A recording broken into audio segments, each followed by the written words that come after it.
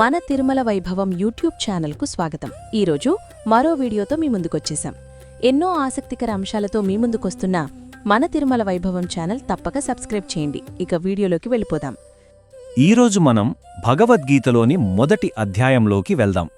ఇక్కడ ఒక మహాయోధుడు తన జీవితంలోనే అత్యంత తీవ్రమైన ఒక సంక్షోభాన్ని ఎదుర్కోబోతున్నాడు.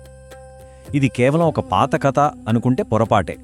మనందరి జీవితాల్లో వచ్చే సంఘర్షణలకి, మన లోపల జరిగే పోరాటాలకి ఇదొక అద్దం లాంటిది. స్వామి వివేకానంద ఎంత చక్కగా చెప్పారో చూడండి. జీవితం ఒక యుద్ధం. అది ఇతరులతో కాదు, మన బలహీనతలతో. ఇప్పుడు మనం చూడబోయే దృశ్యం సరిగ్గా ఇదే. అర్జునుడి అంతరంగంలో జరుగుతున్న ఈ భీకరమైన పోరాటానికి ఇదొక సజీవ సాక్ష్యం. భగవద్గీత మహాభారతం అనే మహాసముద్రంలో మెరిసే ఒక ఆణిముత్యంలాంటిది. ఒకే కుటుంబానికి చెందిన రెండు వర్గాలు, పాండవులు, కౌరవులు, కురుక్షేత్ర యుద్ధ భూమిలో ఒకరికొకరు ఎదురుపడిన క్షణం.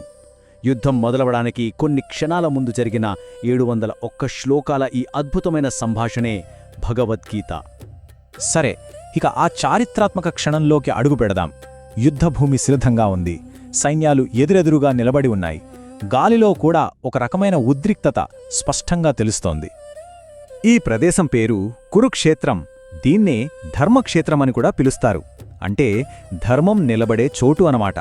ఇది కేవలం ఒక యుద్ధభూమి మాత్రమే కాదు, మంచికి చెడుకి, ధర్మానికి అధర్మానికి మధ్య ఒక గొప్ప నైతిక తీర్పు జరగబోయే పవిత్ర స్థలం. ఈ మొత్తం సంఘటన మనకు సంజయుడు ద్వారా తెలుస్తోంది. అతనికి ఒక దివ్య దృష్టి ఉంది. దానితో యుద్ధభూమిని కళ్లకు కట్టినట్టు చూస్తూ అంధుడైన రాజు ధృతరాష్ట్రుడికి వివరిస్తున్నాడు. అంటే మనమీ కథని ఒక నిష్పక్షపాతమైన సాక్షి కళ్లతో చూస్తున్నామన్నమాట. అసలు యుద్ధం మొదలవడానికి ముందు ఆ వాతావరణం ఎలా ఉంది, రెండు సైన్యాల మనోభావాలేంటి, వాళ్ల సన్నాహాలు ఎలా ఉన్నాయో ఒకసారి చూద్దాం. ఈ అధ్యాయం కౌరవ యువరాజు దుర్యోధనుడి మాటలతో మొదలవుతుంది. అతను తన గురువు ద్రోణాచార్యుడితో మాట్లాడుతున్నాడు. అతని మాటల్లో పైకి అహంకారం కనిపిస్తున్నప్పటికీ పాండవుల శక్తివంతమైన సైన్యాన్ని చూసి లోలోపల దాగి ఉన్న భయం కూడా మనకు స్పష్టంగా తెలుస్తూనే ఉంది. ఇప్పుడెక్కడ చూడండి, రెండు సైన్యాల సన్నాహాల్లో ఎంత తేడా ఉందో. ఒకవైపు కౌరవుల వైపు నుంచి వస్తున్న శబ్దం ఒక పెద్ద గందరగోళంలా ఉంది. భీష్ముడు సింహంలా గర్జించాడు. డప్పులు, బూరలు అన్నీ కలిసి ఒకటే హోరు.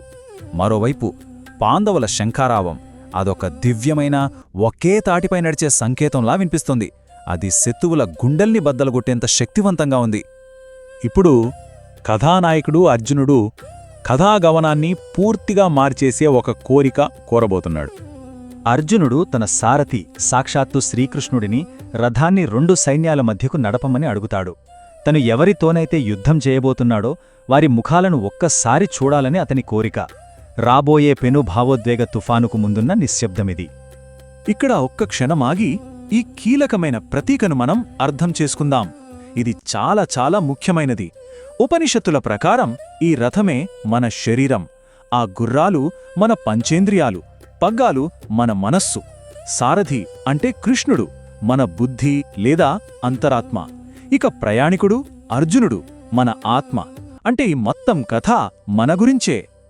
ఇప్పుడు కథలోని అత్యంత భావోద్వేగభరితమైన ఘట్టానికి చేరుకుంటున్నాం. ఇక్కడ అర్జునుడి మానసిక పతనాన్ని వివరంగా చూద్దాం. ఒకసారి ఆలోచించండి, అర్జునుడి స్థానంలో మనం ఉన్నాం.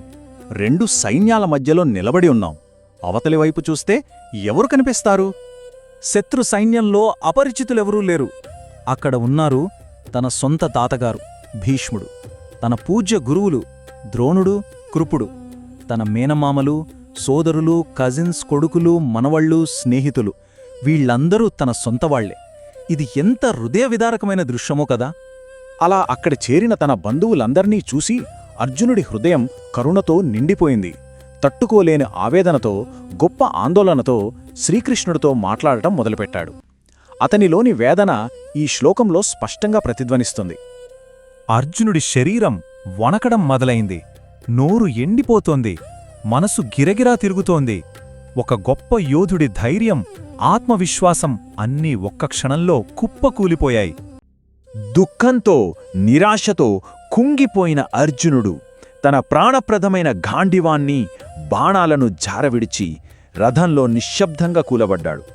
ప్రపంచంలోనే గొప్ప విలుకాడు ఇప్పుడు పోరాటటానికి నిరాకరిస్తున్నాడు. సరే, ఇప్పుడు దాకా కథ చూసాం.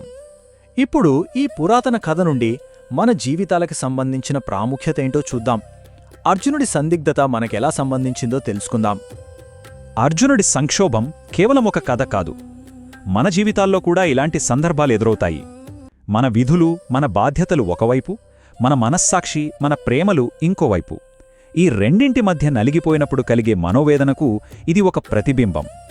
కాబట్టి ఈ మొదటి అధ్యాయం నుండి మనం నేర్చుకోగల 3 ముఖ్యమైన జీవిత పాఠాలున్నాయి. మొదటిది, ఇది నా హక్కు అనే భావనను వదిలిపెట్టడం. రాజ్యం తనదేనన్న దుర్యోధనుడి అహంకారమే ఈ మహాయుద్ధానికి కారణమైంది. రెండవది, గందరగోళంలో ఉన్నప్పుడు సరైన జ్ఞానాన్ని వెతకడం.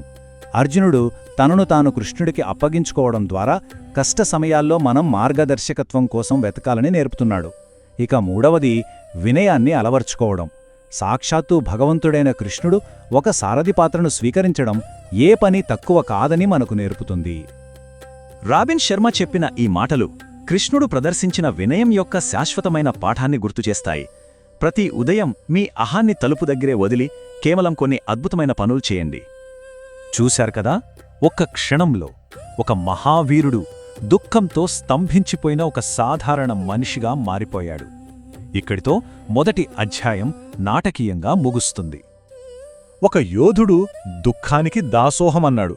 మరిప్పుడు ఒక సారథి కుప్పకూలిన ఆ వీరుడికి ఎలాంటి జ్ఞానాన్ని అందించగలడు? ఈ ప్రశ్నకు సమాధానం తెలుసుకోవాలంటే మనం 2వ అధ్యాయంలోకి ప్రయాణించాల్సిందే. చూశారు కదా, ఒక మంచి వీడియో. ఇలాంటి మరిన్ని మంచి వీడియోల కోసం మన తిరుమల వైభవం ఛానల్ తప్పక సబ్స్క్రైబ్ చేయండి. మరియు ఈ వీడియో కూడా లైక్ మరియు షేర్ చేయండి. అన్నట్టు క్రింద డిస్క్రిప్షన్లో ఉన్న మన వాట్సాప్ ఛానల్ తప్పక ఫాలో అవ్వండి. అక్కడ మరిన్ని ఆసక్తికర విషయాలు తెలుసుకోవచ్చు.